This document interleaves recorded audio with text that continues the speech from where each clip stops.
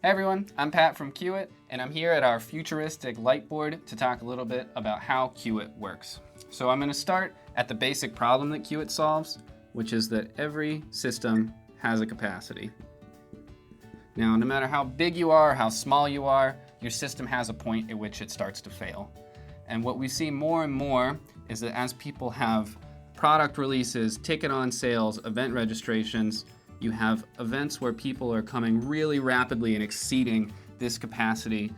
And as soon as you get up into this space, your system starts to fail. It creates a really bad user experience. So the first thing that people normally come to us and say is essentially, well, why don't you just increase that capacity? And it solves the problem. We have a couple of things that we often see people run into roadblocks with that. The first one is just that it can be extremely cost prohibitive to scale your system to the point that you need it. And then the second one is that depending on how your system's set up, legacy applications, third-party systems, databases that just can't scale to the point that you need them to.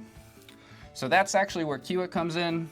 As you're approaching this capacity, what's happening is that we can, using a 302 redirect, pass people from your system into the Qt infrastructure. Users can wait here in a virtual waiting room, and they're going to get their place in line, how long they have to wait, some different information to make that user experience much nicer. And depending on how you set it, pass people back into your system at whatever pace you want, using another 302 redirect, this time with an encrypted token that will allow them now to continue to browse their site and continue whatever process they want to complete. So effectively, as you approach that limit, what Qt allows you to do is limit the number of people coming into your system and function and continue to function under capacity. The other thing to talk about here is that we have also multiple different places along the customer journey in which it will be effective to queue people. So we see a few different places very commonly that people decide to protect their site. The first one is just protecting the entire site.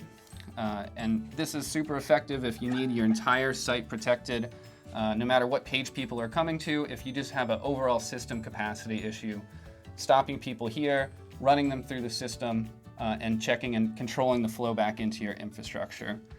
Now, the second place that we see is that a lot of people can handle the static page loads and the static content, but where we really see problems is database calls, dynamic page loads. A super common one we see is shopping carts, but you can allow people to use to continue that user journey all the way through to when they want to add an item to your cart or something that's going to make that database call, and you can protect that system at that point.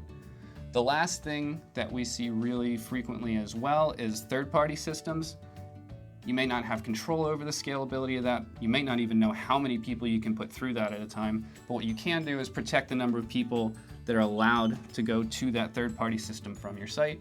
So you can protect, again, with Qt, allowing the flow of people moving through there and protecting your system from crashing during some of these major events. So that's the basic problem that Qt solves. I hope that's a good overview. If you have more questions or anything that you want to know specifically about how Qt could help you, you can get in touch with us at qt.com.